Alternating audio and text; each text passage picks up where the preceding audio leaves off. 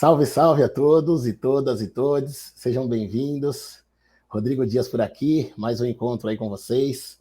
Hoje um encontro para lá de especial.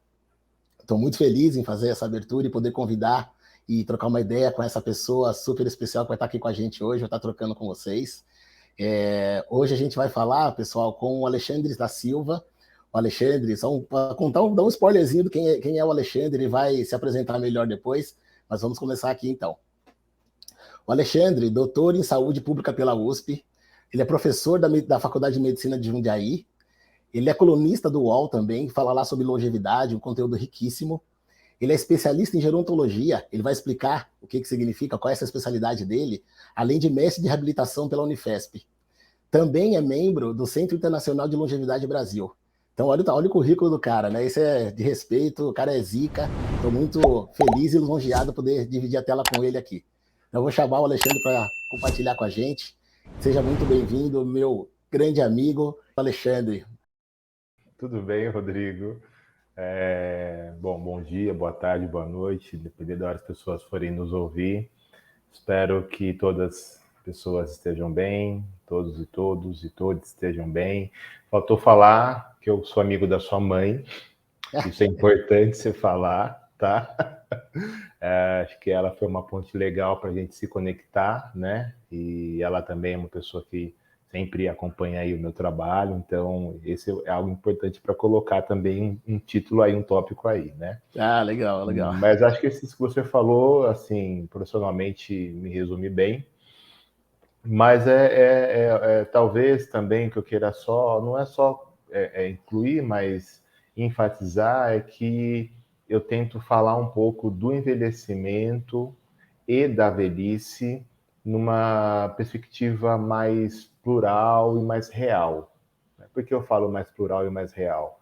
Porque existe sim hoje um envelhecimento no Brasil, que é um envelhecimento que a gente fala bem sucedido, que vai aí acontecer dentro do que nós chamamos de envelhecimento ativo, a gente vai falar um pouco mais sobre isso ainda hoje, mas também tem um outro envelhecimento e tem outras pessoas que já são velhas, mas que não conseguiram ter as mesmas condições. E não tem como a gente falar de velhice ou de envelhecimento pensando apenas na saúde e o bem-estar, né? Então, quando a gente fala qualidade de vida, quando a gente fala bem-estar, isso envolve também, né, o que é, eu não sei qual termo que vocês usam com mais frequência, se é vida financeira, saúde financeira, enfim, mas esse lado ele também tem que ser levado em consideração, porque muito do que a gente faz ou deixa de fazer tem relação com as questões financeiras, né, com os aspectos financeiros. Sim, sim, total. E aí, Alexandre, eu quero começar te perguntando, olhando o teu currículo, conhecendo, né? Eu conheço bastante da tua trajetória, que você tem produzido aí nos últimos anos. Então, para você dividir com a nossa audiência, assim, o que é gerontologia? E para você, emendando já uma segunda pergunta, o que é envelhecer? O que significa envelhecer? Tá. Rodrigo, envelhecimento é a área que estuda, gerontologia é a área que estuda o envelhecimento. Não é necessariamente estudar só as pessoas idosas ou velhas. Essa é uma parte importante, talvez seja o que a gente fala mais.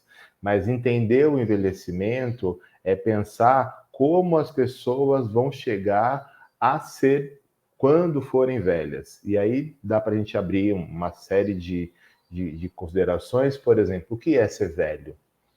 Será que ser velho é só um critério etário? Será que ser velho é pensar na perspectiva do mercado de trabalho, ainda mais no Brasil, quando a gente fala da aposentadoria, né? A aposentadoria, para muitas pessoas, é você colocar um rótulo, né, de que, ok, já contribuiu muito, não importa se você está no auge da sua carreira, não importa se você quer trabalhar, não importa se você precisa trabalhar, você recebe aquele rótulo de que você é aposentado ou é aposentada. E diante também de tantas mudanças profissionais, de tantas mudanças do mundo, vamos falar em si, essa questão do velho, depende muito, tá tudo muito ainda assim, tá tudo muito dinâmico. Então a gerontologia, ela vai estudar esse envelhecimento. Então, só para exemplificar uma área da gerontologia. Há estudos já mostrando, por exemplo, que muito do que se vive, do que se viveu na primeira infância ou nos primeiros 5 anos de vida, repercute já na velhice. Então, não é só esperar envelhecer, é você já olhar desde o começo, na perspectiva de que quando ser mais velho, quando ser mais velha, isso vai gerar algum tipo de impacto, positivo ou negativo. Agora, o que é para mim ser velho? Que é envelhecer? Você perguntou, né? Isso, exato. O que é envelhecer?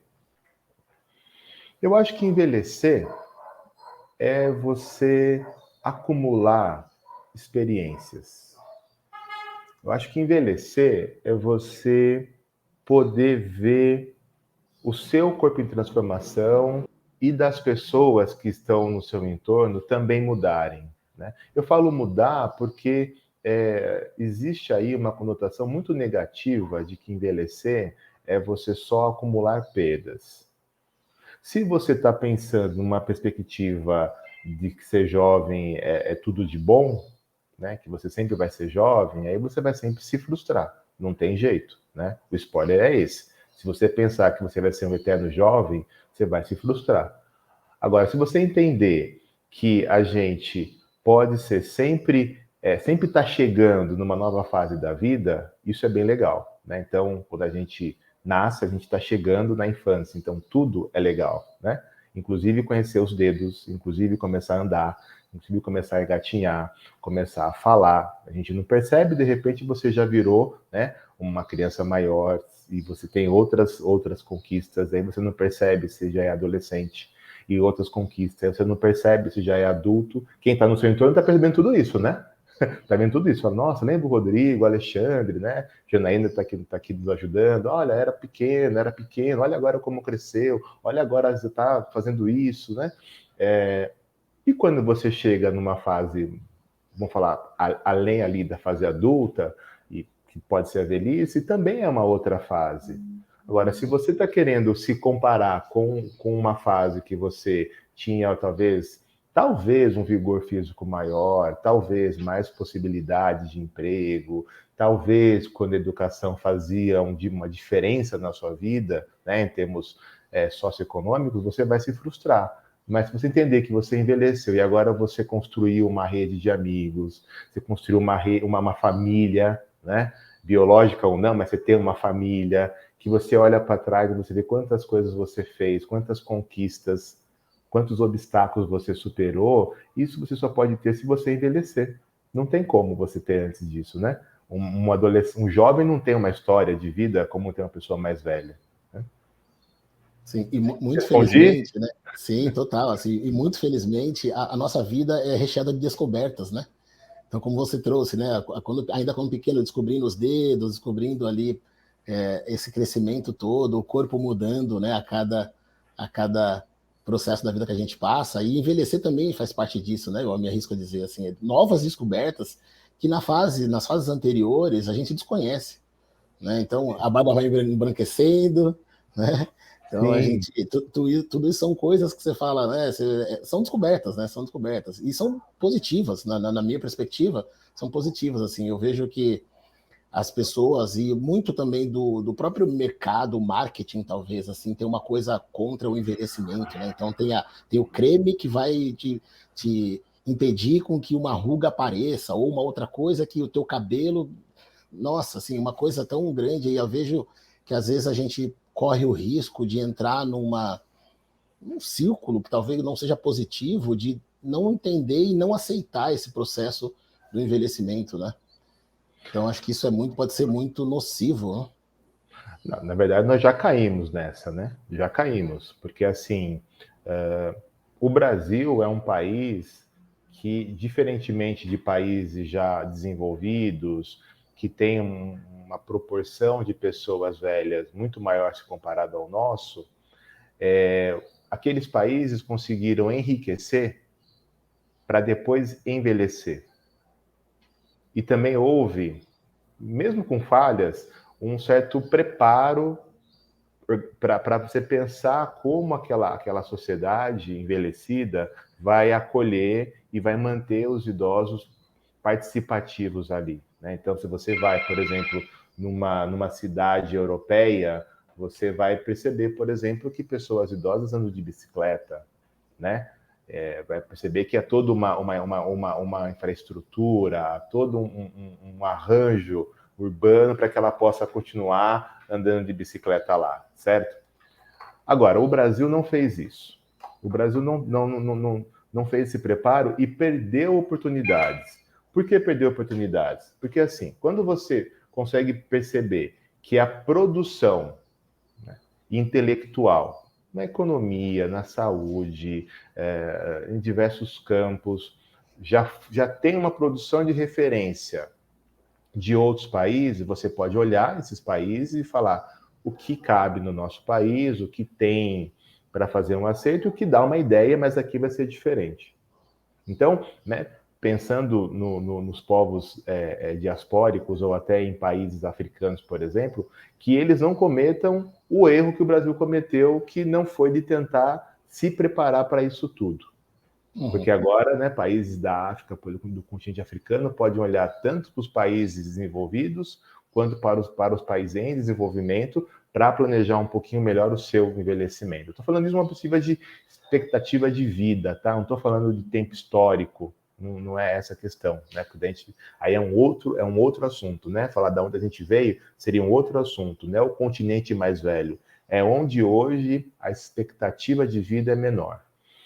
Então o Brasil não fez isso. O Brasil ele não se organizou para esse momento e a gente está percebendo agora uma série de problemas, um sendo colocado, um atravessando o outro. Então, por exemplo, a própria questão do mercado de trabalho, a questão da aposentadoria, a questão da previdência social, a questão de qual é a faixa etária que eu vou começar a chamar as pessoas de mais velhas. Então, quando você entende hoje, se a gente for fazer uma pirâmide, já tem estudos falando sobre isso, o professor Marcelo Paixão fez os primeiros estudos mostrando, se você fazer uma pirâmide etária e você olhar aquelas pessoas consideradas como brancas, se declaram como brancas, e aquelas se declaram como pretas e pardas, são dois Brasis diferentes. É um Brasil que envelheceu já para aquelas pessoas consideradas brancas, então um pouco dessas propostas, por exemplo, do aumento da faixa etária para se considerar uma pessoa velha, para esse grupo não vai afetar tanto, porque para esse grupo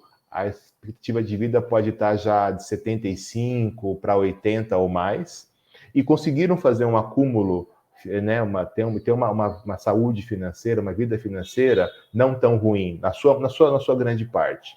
Agora, se você pegar a população preta e parda, ela não chegou na mesma condição para envelhecer, ela está muito exposta a várias vulnerabilidades, e com eventos mais recentes ficou ainda mais difícil chegar no mesmo patamar, na mesma qualidade de envelhecer de pessoas consideradas brancas.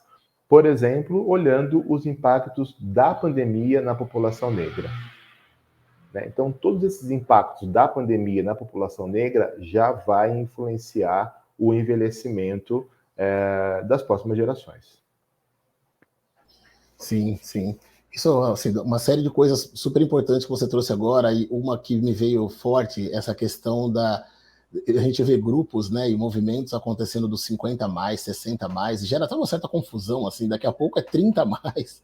Então eu vejo que muitas vezes, e acho importante, quero destacar isso, né, para quem está nos assistindo, porque esses grupos todos que a gente está vendo, e aí você na academia, nos trabalhos tem desenvolvendo, né? Qual que é a visão, qual que é a sua opinião em relação a isso? Assim, como é que você enxerga tudo isso? Porque eu confesso para você que gera um certo... O grupo 50 mais é um grupo diferente do 60 mais, ou são pessoas que estão numa fase da vida já avançada se comparada a nós, enfim, tem as gerações mais novas lá e que muitas vezes têm dificuldade de se enxergar com aquela idade, portanto, aí não se prepara para tal, né? E aí vai das diversas perspectivas, a perspectiva da saúde. Então, o que eu estou fazendo hoje para que vá reverberar lá na frente do ponto de vista de saúde? Então, se trouxe andar de bicicleta, né? Obviamente, tem toda a questão da infraestrutura que proporciona, né, e convida as pessoas a terem uma vida mais saudável. Mas ainda assim, o que a gente pode fazer hoje? Então, esses grupos 60 mais, qual que é o impacto das atividades que a gente faz hoje? Aí o Alexandre, fisioterapeuta, né? E trazendo essa questão da preparação física para também a preparação econômica. Eu vou trazer depois uns números aí levantados pela Ambima em pesquisas e tal, que é de fato assim, alarmante, assim, sabe? É muito triste ver a realidade da população aí aposentada no Brasil, né, de uma forma geral. Se trouxe vários elementos, né? O que vai impactar, se quer dizer, né, de certa forma, assim. Qual que é o impacto, né, da relação hoje com a saúde, que vai me trazer um benefício ou não lá na frente, e aí depois a gente traz uma perspectiva econômica para esse cenário. Essa questão do mercado 50 mais, 60 mais é o seguinte. Eu confesso que eu não fico muito à vontade com o uso desses termos, Rodrigo. Por quê? Até, né, um recado para todas as pessoas que estão nos ouvindo, porque assim, como é que a gente está querendo hoje, né? Muitas instituições querem falar, né, que elas estão preocupadas e muitas até querendo operacionalizar a diversidade e a inclusão. Não importa cor, não importa gênero, não importa a idade, não importa a deficiência, tudo mais. Mas a gente, enquanto sociedade, tem assuntos muito mal resolvidos. E um desses, ou alguns desses, é a gente falar ainda das desigualdades, das discriminações e das práticas que decorrem dessas desigualdades e dessas discriminações. Por que eu estou falando tudo isso? Eu vou ficar só no critério etário por enquanto, tá?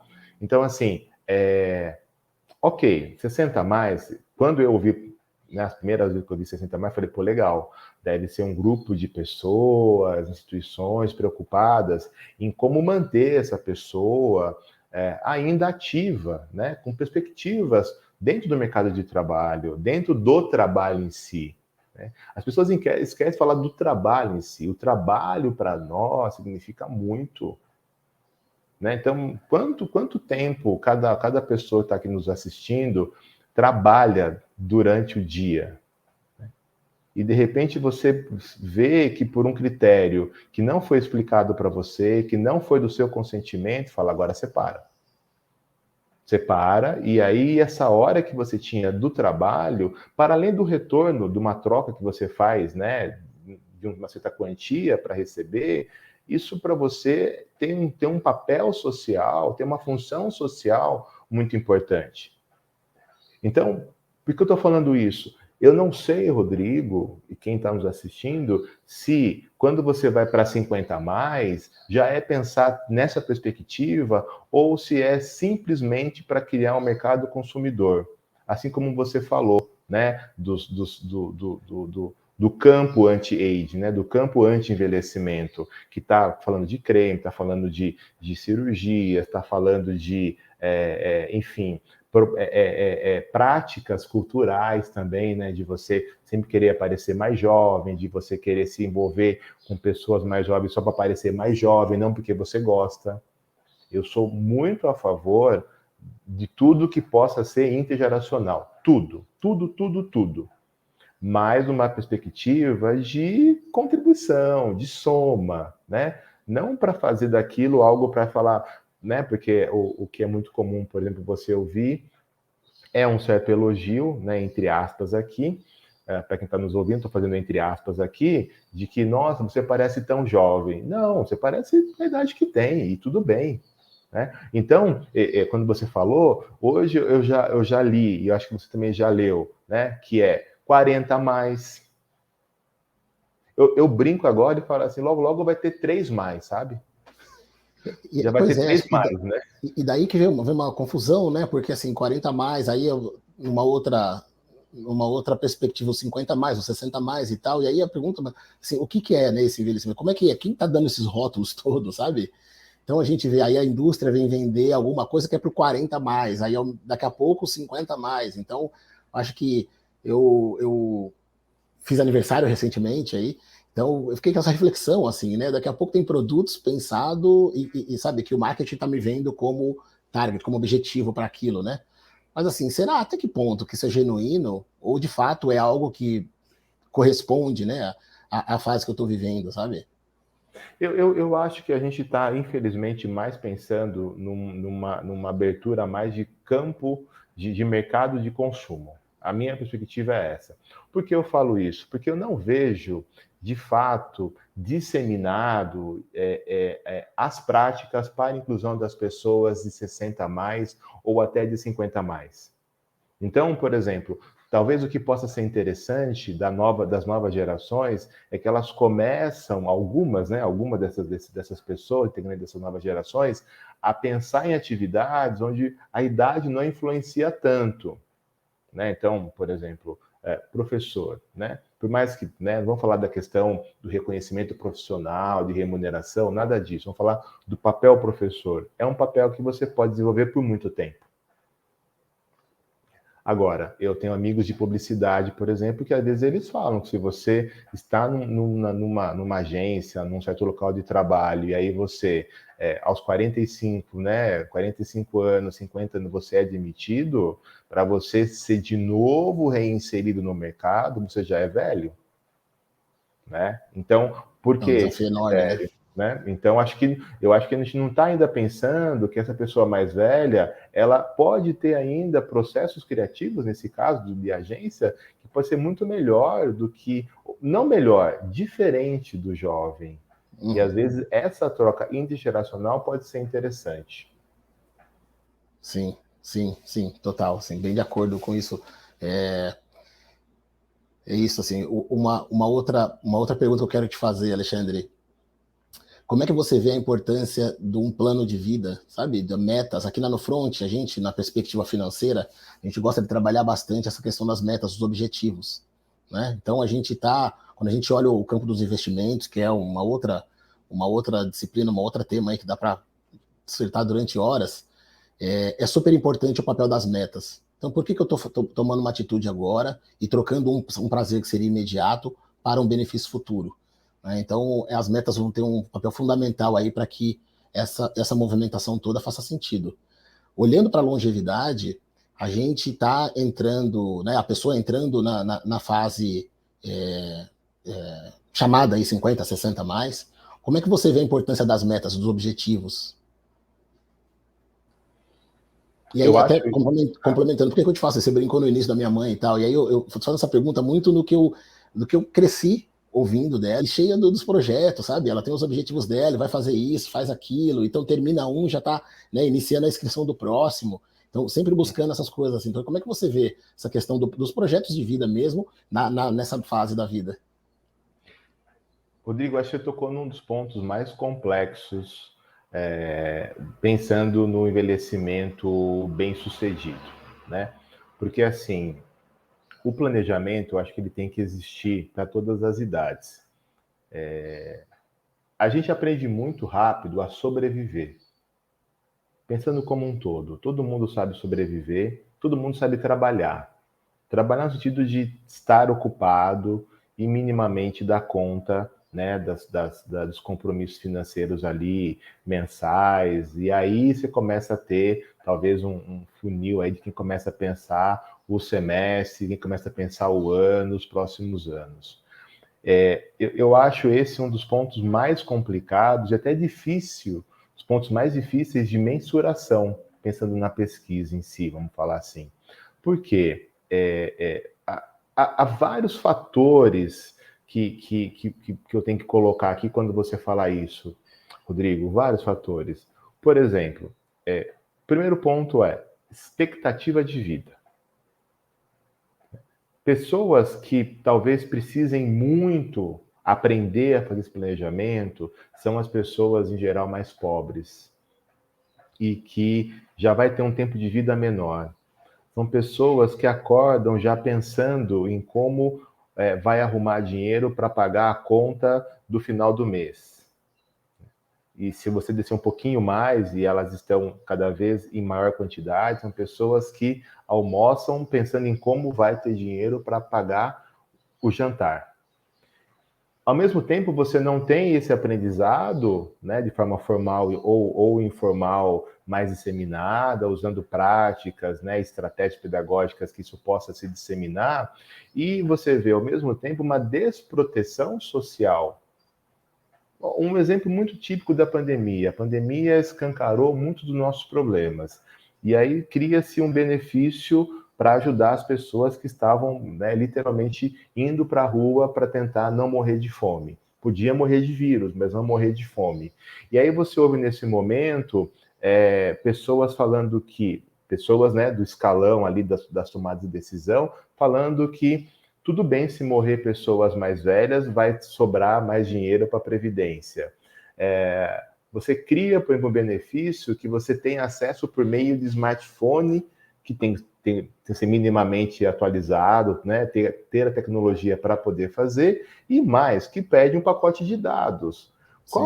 Quais são as pessoas que no meio da pandemia vão privilegiar o pacote de dados e não o pacote de arroz? Então, acho que isso é muito complexo, e aí você vê que essas pessoas nunca terão possibilidade física, tempo, né, cronológica, eu falo, para sentar e fazer esse planejamento que é tão importante. Então, eu vejo que essas vulnerabilidades que são colocadas dificultam algo que é essencial. Como você falou, as pessoas, os grupos sociais que conseguem fazer minimamente um bom planejamento, elas conseguem até definir quais são as áreas, os caminhos que ela pode fazer. Então, hoje, por exemplo, se a gente pegar essas pessoas de 30, 40, 45 anos, eu não vou falar essa coisa porque eu tenho um pouco mais de medo já de falar desse grupo, mas até 45, por exemplo, elas já começam a perceber que o tipo de trabalho que ela faz, a renda que ela tem, pensando lá na frente, nos 60 anos, talvez não vai fechar as contas, né? Por quê? É comum que muitos grupos sociais deixem para ter filhos e filhas mais tarde, então vão ter que trabalhar um pouquinho mais para poder, né, dar uma condição de vida boa para a família toda. Mas sem essa articulação dos diversos setores, eu acho que o planejamento que é tão necessário fica comprometido. Então, é um pacto que precisa ter, né, nesse campo, eu vejo, Rodrigo. Não sei como você pensa também. Não, sim, sim. E essa sua fala reflete nos dados que a própria Ambima disponibilizou. Isso está público, está no site. Ali, qualquer pessoa que tiver curiosidade de conferir um pouquinho mais pode entrar no site e baixar. Mas é isso, assim, ali tem os dados que vão, inclusive, suportar o que você trouxe, que 1% só das pessoas que estão em fase de aposentadoria no Brasil conseguem se manter com recursos próprios. Olha, 1%. Então a gente tem todo o Brasil todo aí, porque 1%, né? Com dificuldade na fase de aposentadoria, muitas vezes não pode parar de trabalhar e pensar em parar de trabalhar por necessidade, porque se parar não consegue, né, continuar colocando, seja comida em casa nos próximos dias e meses. Então, esse desafio que vai passar pelo financeiro não só, mas tem uma contribuição importante ali, ele é gigantesco, né? Ele é gigantesco. Então, quando veio essa questão do auxílio aí para as pessoas diante desse cenário todo que a gente ainda vive, o meio para que chegar, para que as pessoas tenham acesso a isso, já diz muito do resultado desse programa como um todo, né? Então, acho que esse é uma realidade que está aí. E aí eu quero voltar no início da fala dessa pergunta, que foi justamente a importância das metas. Assim, eu acho que é isso, a gente tem que ter, diante desse desafio todo, quando a gente tem acesso ali àquele recurso, ainda que escasso e bastante limitado, a gente tem que ter e vamos propor, né, uma dinâmica diferente, talvez, do que está sendo praticado aí fora, por toda a grande mídia, por tudo que a gente tá escutando aí. Eu acho que isso acho que é o recado, assim. Eu acho ótima essa ideia, assim, ainda mais com uma comunicação mais assertiva, né, para as pessoas de baixa escolaridade, que vão ter mais dificuldade para acessar, para os jovens que enfrentam um mercado de trabalho cada dia mais dinâmico, em transformação, para as mulheres em geral, pessoas de gênero feminino que encontram ainda, né, uma iniquidade aí, uma disparidade marcada muito pela questão de gênero, Para as pessoas negras, não tem como a gente não falar, um dado mais recente aí, que até compartilhei com você antes de a gente começar essa atividade, falando que 705 mil homens brancos recebem o equivalente a toda a população feminina negra no Brasil. Então, esse percentual são pessoas que têm uma renda mensal média em torno de 114 mil reais. E as mulheres negras, em geral, têm uma renda média em torno de 1.200 e alguma coisa.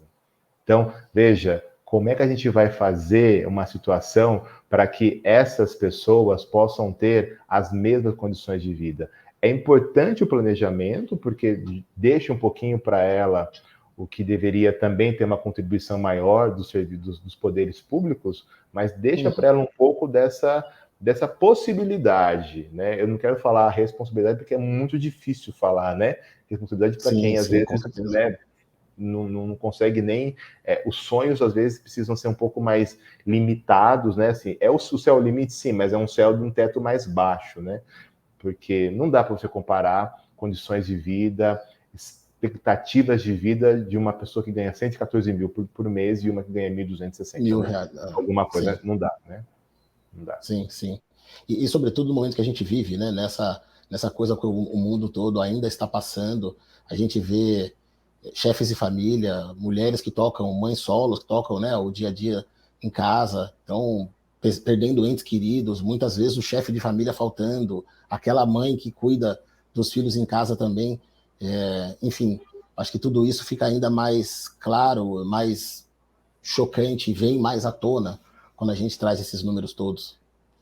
Sim, sim, e choca porque, assim, como você falou, esses grupos que você citou, eles estão realmente sofrendo muito com isso e vão sofrer um pouco mais, mas a questão é como é também que essa questão de não ter possibilidades de planejamento, não saber fazer planejamento, coloca até, às vezes, esses grupos num certo conflito ali, pela sobrevivência, vamos falar assim, né? O conflito eu falo para um tipo de trabalho, conflito eu falo às vezes entre si, então, né? Quer dizer, ok, tem muitas mulheres que não estão, né, muitas vezes numa relação cisgênero, porque o marido, né, o companheiro saiu, mas também como é que esse homem foi tratado no mercado de trabalho também, né? Quais foram as situações que ele passou, que ele se humilhou nesse mercado. Então, uma das possibilidades da gente pensar, né, numa perspectiva da saúde coletiva, a redução da violência doméstica, às vezes, é você dar trabalho digno para o homem também, porque o homem não sabe, o homem não aprendeu, boa parte dos homens, ainda mais esses mais velhos agora, sim, eles não aprenderam, por exemplo, que eles podem também contribuir para a economia do lar, trabalhando dentro de casa, né? Seja lavando louça, alguma coisa assim, porque se a gente vê, em geral, que as mulheres estão estudando mais do que os homens, é bem provável que essa mulher tenha mais chances de trabalho e, quem sabe, muito em breve, receber igual ou até mais que os homens. Então, esse homem que muitas vezes, que até envelheceu, está envelhecendo naquela faixa etária, né, desses 45, 50, e não conseguiu ainda se estabilizar algum tipo de atividade, ou empresa, ou instituição, talvez se ele, homem, pudesse olhar e falar, ok, agora não é minha vez, não estou conseguindo, por que não pensar no que eu posso fazer para gerar uma renda, né? Você não ter alguém para ajudar no cuidado da casa, né? Alguém falou, né, que você paga, as crianças para levar e buscar na escola, enfim, tantas outras atividades que, se a gente tivesse menos machismo, pudesse ser mais fácil, né? E aí você vê uma economia gerando, talvez, de outra forma, né? Sim, sim, totalmente de acordo. É isso, assim, esse desafio. Me permite fazer uma outra pergunta, Alexandre. Como é que você vê a questão do autocuidado para o homem, né? Você falou muito do homem, até eventualmente fazendo esse papel em casa e tal. Como é que você vê o autocuidado masculino, pensando também nessa fase do envelhecimento? A gente patina bastante, né, Rodrigo? O homem patina muito nessa situação, sabe? Eu falo patinar porque a gente não consegue ainda discutir, por exemplo, problemas de saúde entre nós, homens do gênero masculino, a gente fica assim, talvez sentindo uma certa impotência ou uma vulnerabilidade ou o sexo frágil, entre aspas, quando a gente fala que está sofrendo de algum problema, de alguma questão mental. E desculpa te interromper, mas assim, parece que pedir ajuda é mostrar uma menos masculinidade, né? Sou menos sim, homem porque eu tô pedindo ajuda e tal. O que deveria menos ser ao macho, contrário, né? menos macho, né? Assim, nossa, como assim? Pô, segura aí, né? Aguenta aí e tal, né? Então, assim, é bem provável que as gerações mais novas já pensem um pouco diferente. Né? Porque, por exemplo, quem aqui já tem aí ingresso no mercado de trabalho nos últimos 20 anos, com pessoas mais jovens, já percebeu que muitas mulheres não estão nem pensando em casar, enfim, nossa, isso aí é um assunto que está ainda em discussão, não é nem se eu vou estar com alguém, né, uma pessoa, um homem, uma mulher, enfim, às vezes eu quero ficar bem primeiro comigo mesma, para depois pensar numa outra pessoa, né, não gerar essa dependência emocional para um outro, mas assim, isso que você falou, a gente não tem essa possibilidade, a gente, quando quer falar de saúde, às vezes é numa situação muito tardia para buscar um tratamento, para ter um bom diagnóstico, se fosse precoce, seria um outro desfecho, e para mim, Rodrigo, e para muitas pessoas que estudam também a gerontologia, para o homem, essa perda do trabalho formal, nossa, ela é devastadora, assim, sabe? Tanto é que é muito comum você ouvir pessoas que se aposentaram do gênero masculino e não deu lá pouco tempo, já teve um infarto, doente vascular encefálico, deprimiu. Por quê? Porque não foi preparado para falar, olha, essas suas 8, 10, 12 horas que você tinha de trabalho, agora ela vai ter que ser substituída por uma outra atividade. Pode até ser o mesmo trabalho, mas uma outra carga horária, num outro lugar. Você agora pode ser seu próprio chefe, né? Que é a questão da consultoria, né? Não sei se cabe aí o termo de mentoria, né? E o quanto isso faz sentido ou não, mas assim, outros papéis. E aí que eu venho discutindo se de fato a gente está falando dessa inclusão 60 a mais, 50 a mais. Porque quantas pessoas são boas naquilo que fazem, e eu estou falando de todas. Até a mulher que faz o bolo em casa, que ela faz o bolo de um jeito, numa velocidade, numa praticidade, num consumo de alimentos que ninguém faz. E por que ninguém a chama para falar, né? Porque essas novas empresas de bolo não a chamam para trabalhar? Ou para dar uma consultoria, para falar como você faz esse bolo tão gostoso, fofinho, em tanto tempo. Quantos homens, às vezes, né, da área civil, da área da construção, por exemplo, também não tem processos mais práticos de levantar uma parede e não são consultados, né, para dar sugestões, entende? Então, assim, para o homem, a perda desse trabalho formal, a perda da carteira assinada é muito duro e gera adoecimento. E dificulta qualquer possibilidade de autocuidado. Daí ele está pensando a todo momento em voltar a trabalhar e o mercado fala. Aí o mercado fala, você é velho. Aqui não, aqui você é velho, né? Já tem uma cota aqui de pessoas velhas, você é velho aqui, né? Nesse momento é quase como dispensável, né? Agora eu não preciso mais, né? Sim, sim. E a sociedade vem com um discurso muito pesado, né? Assim, porque ele é muito afetivo, falar, mas agora é hora do senhor dar a vez para os mais jovens, né? Esse é um discurso pesado, né? Pesado. Podia ser seu filho no seu lugar, seu neto no seu lugar. Pô, qual avó que não vai sentir essa, né? Parece que vai falar, pô, agora eu tô ficando egoísta, né? Quer dizer, afeta até a autoestima dessa pessoa idosa, entende? De buscar alguma coisa que ela pode contribuir, sim, com a experiência toda que ela tem ali. Sim, sem dúvida, sem dúvida, sem dúvida. É isso, sim. Eu vi recentemente uma publicação sua que falava sobre sequelas sociais por conta desse cenário todo de pandemia e tal. Achei aquilo assim, interessantíssimo. Queria que você trouxesse e dividisse com a nossa audiência aqui um pouquinho daquela ideia. Ah, legal. Esse texto interessante você falar dele, né? Que eu também fui chamado para uma outra live para falar sobre ele. Então, recomendo que as pessoas que tiverem acesso possam ver esse texto aí, se puder colocar também em algum lugar aí para as pessoas acessarem. Ah, vamos deixar na descrição É, aqui, sim. legal, porque a gente está muito preocupado e faz todo sentido com que ninguém morra, né? Ninguém fique com sequelas físicas ou mentais que impossibilitem de fazer aquilo que a gente gostaria de fazer se não houvesse pandemia. Mas já tem sequelas sociais muito bem, já assim, deixaram profundas cicatrizes. Por exemplo, né, começando até para além da pessoa idosa, né, pensando nos seus filhos e netos, por exemplo, o Enem. Né?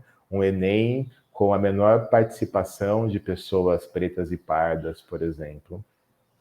Então, como é que fica uma pessoa velha, uma pessoa idosa que se organizou, se preparou, se dedicou para que as próximas gerações não sofressem o quanto ela sofreu, mas que agora viu que a pandemia, né, esses quase 2 anos, fez com que as pessoas gastassem aquilo que não era. Então, talvez até quem tentou, estava querendo planejar um pouco isso que você fala tanto e que é necessário, mas agora falou, puxa, não tinha como, Rodrigo, eu não tinha trabalho, eu tinha que tirar de algum lugar, entendeu?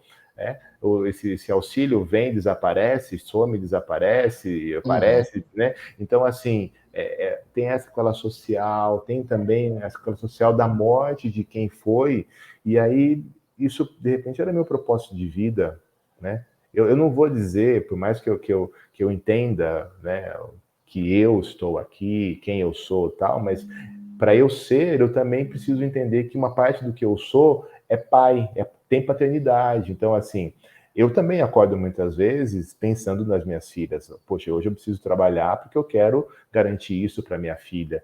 E quem perdeu esse propósito, né? Do companheiro, de uma companheira, de uma filha, de neto, bisneto. Porque o propósito de vida também faz muito sentido. Então, quando a gente está falando de envelhecimento ativo, a gente está falando de saúde, está falando de redes, de apoio, de troca, está falando de saúde, de segurança. Aí entra essa parte que você fala, que vocês, né, falam e trazem com tanta competência técnica, entra a aprendizagem ao longo da vida. E tudo isso precisa estar muito amarrado com um propósito de vida. Eu preciso acordar todo dia e falar, por que eu acordei? Eu acordei, Sim. eu vou dormir tarde hoje, se tiver que dormir tarde hoje, por quê? Então, quando falar de sequelas sociais, é quando você, aquela pessoa que às vezes juntou aquele dinheiro e planejou tudo certinho, Rodrigo, ele ia comprar aquela terra para voltar para a cidade onde ela nasceu, para ficar perto daquela família dela, mas agora a pandemia veio e não deu mais. Né? E agora ela envelheceu, não consegue mais arrumar um emprego para poder repor essa quantia que estava certinha para começar, né, comprar um terreno, levantar uma casa e voltar para onde ela gostaria, ou fazer viagem. Então, assim, as sequelas sociais giram em torno disso tudo, né? Quer dizer, foram 2 anos que, para muitas pessoas, essas perdas que aconteceram jamais terão possibilidade de serem repostas, de serem refeitas. Né? Sim. E aí, eu te ouvindo falar, fico pensando, né, qual que é a solução para isso, né, diante as pessoas que têm a caneta para poder decidir alguma coisa, para que caminho a coisa está indo, para que direção isso tudo está seguindo. Então a gente fica muitas vezes questionando a solução para isso tudo. Será que virá da onde a gente espera que vem? Então, acho que o nosso papel aí também como protagonista dessa história toda, e aí não aqui achando que eu vou resolver o problema, o meu problema aqui, né, assim, passando aí por diversas áreas, políticas públicas e tudo isso, né, o nosso papel, sim, como cidadão, mas sem essa base, sem essa infraestrutura mínima, sem essa condição mínima, realmente é muito. E nesses governos que a gente está passando, não dá, não quero aqui trazer a discussão política, mas assim, não tem como falar desse cenário todo sem tocar, né, em políticas públicas e tem que vir, né? Tem que vir de cima também. Sim. Rodrigo, eu tenho um amigo, Marcelo, que a gente sempre conversa sobre isso, né? A gente está falando de saúde, de repente aparece um momento ali que você fala, aqui é político, né? E aí, ouvindo algumas pessoas, inclusive do campo da psicanálise, que falam que não tem como, às vezes, a política entra num consultório, ela entra no momento de tratamento. Por que eu estou falando isso?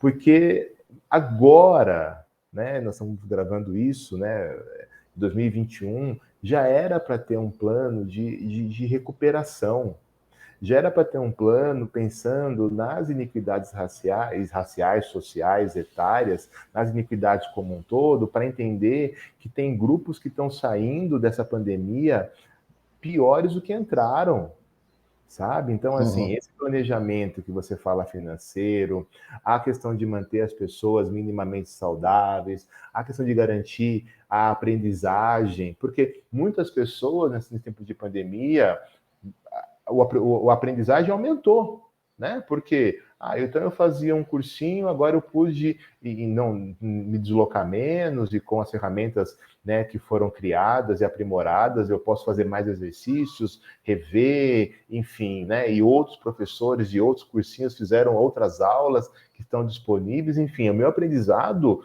nossa, teve uma curva assim quase que exponencial, e eu estou hoje onde eu quero, né? E as famílias estão contentes e tudo mais. Muitos negócios também cresceram nesse momento, mas teve um grupo que não cresceu. Teve um grupo que ficou pior. Então, não era para a gente esperar novas eleições para que promessas fossem feitas para tentar minimizar os impactos que já aconteceram, entende?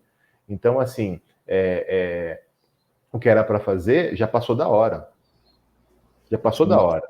Né? Então, assim, o planejamento mesmo, quer dizer, como é que a gente vai se organizar, e aí depende, né, de uma boa organização, de boas orientações de profissionais, para um cenário onde a cada semana um dos nossos produtos essenciais aumenta, e aí vem aquela argumentação de que se aumenta aqui, aumenta lá, aumenta lá, aumenta lá. Então, tudo que aumenta, aumenta todas as outras coisas.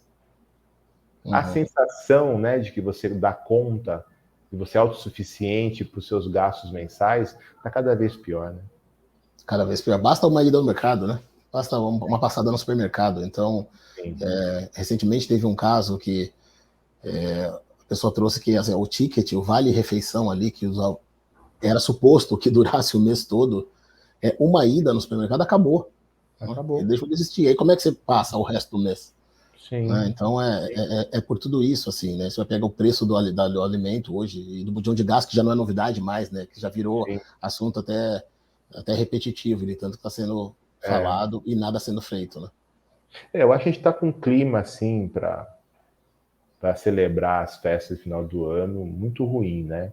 Porque tem um grupo que, ok, tá ótimo, já tá tudo comprado, tudo reservado, né? Tudo bem, obrigado, né? Tudo bem, obrigado, mas tem um grupo que, olha, fala, não tô nem pensando no dia 25, porque, enfim, dia 25 tá lá na frente, até o dia 25 eu tenho tantos outros dias, e depois do dia 25 tem outros dias também, então eu não posso abusar no dia 25 e deixar os outros dias, as sobras, né, da comida do dia 25 não vão durar mais um mês. Então, enfim, a gente não faz esse exercício da empatia, né, Rodrigo?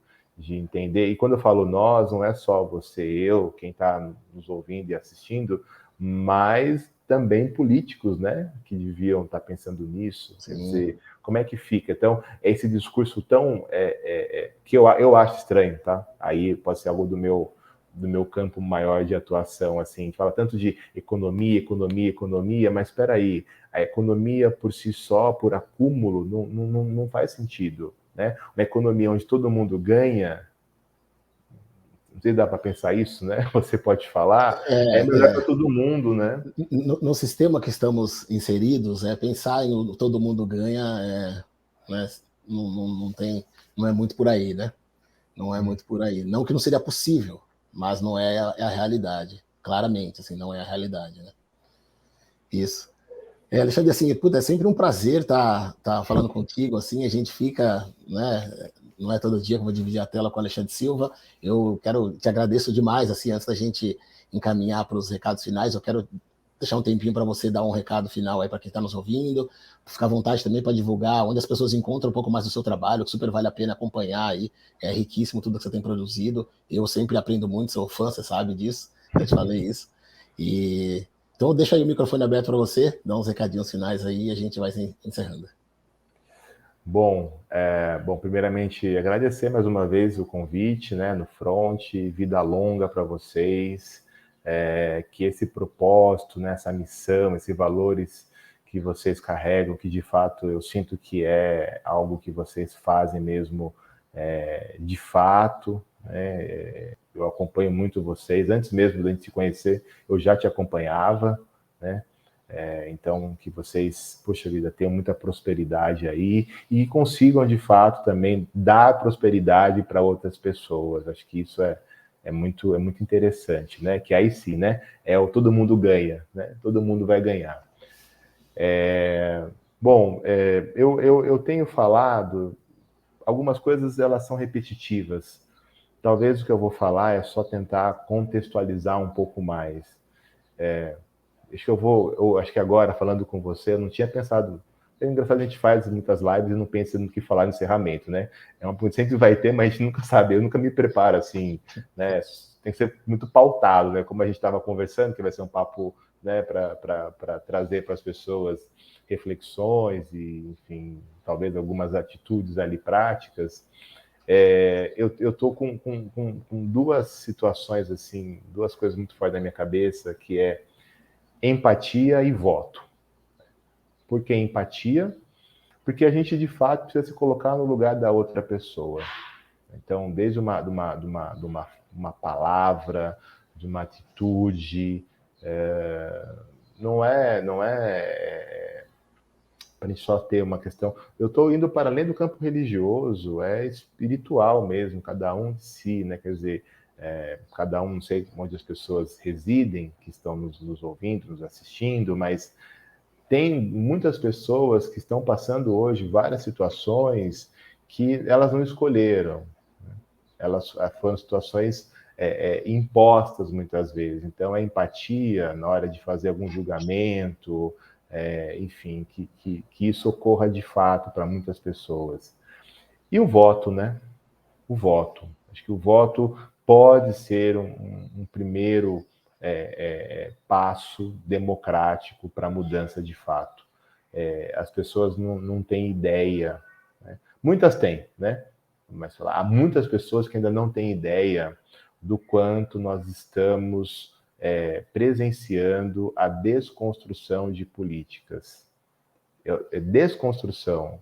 Quer dizer, no meio da pandemia, a construção de outras políticas para minimizar essas vulnerabilidades não foram criadas e as pontes antigas que a gente tinha estão sendo literalmente desconstruídas. Para falar do assunto envelhecimento, vocês acham que seria o momento, dado tudo isso que está acontecendo, para a gente discutir que a gente vai chamar de pessoa idosa, quem tiver agora não mais 60, mais 65? 5 anos para muitos grupos sociais, gente, é você aumentar 5 metros um sarrafo para dar um salto em altura. É muita coisa. Não se fala em transição, não se fala em projetos para que essas pessoas... Porque, pensa, quem estava comemorando fala, poxa, mais alguns meses eu vou chegar nos meus 60 e aí isso, né, em termos de assistência social, vai ser melhor para mim, já não vou gastar tanto em tal espaço. Fala, não. Ó, você está mais pobre, sua família também está mais pobre, você perdeu mais pessoas, e eu vou aumentar esse sarrafo um pouquinho agora, tá? Eu vou jogar para 65, não é nem 61, nem 62, é 65 anos. Então, a gente precisa refletir um pouco nisso, porque tudo que a gente está fazendo agora dificilmente vai voltar. E não vai voltar. Então, se você está com 50, 55, mas tem um pai, uma mãe, uma pessoa muito querida nessa faixa etária, tudo que está sendo feito para jogar, para piorar as possibilidades de envelhecimento, direto ou indiretamente, vai influenciar você também. Não tem jeito. Seja no coração, seja no bolso, seja na mente, vai afetar, né? Sim. Uau, é isso, é isso. É sobre isso, a gente quer deixar deixar um recado final aqui também para quem está nos ouvindo. Se você gostou aqui, compartilha com todos e todas aí que você do seu círculo. Vamos fazer essa mensagem chegar mais. A gente vai torcer para que o Alexandre volta, sempre no front com as portas abertas aqui para você. É sempre um querido, é sempre muito bom estar contigo aqui. Então, eu te agradeço aí demais pela tua disponibilidade de tempo, poder parar aí um pouquinho, de poder te ouvir, sempre bom. Fica aqui meu agradecimento para você, gratidão mesmo. Que isso, obrigado a Beleza? vocês, fiquem bem por aí, a pandemia não passou ainda, né? E que a gente possa se ver presencialmente o quanto antes aí. Um abraço Tomara, para assim todo mundo espera. aí. Um Tchau, abraço, tchau. gente. Valeu. Tchau, tchau.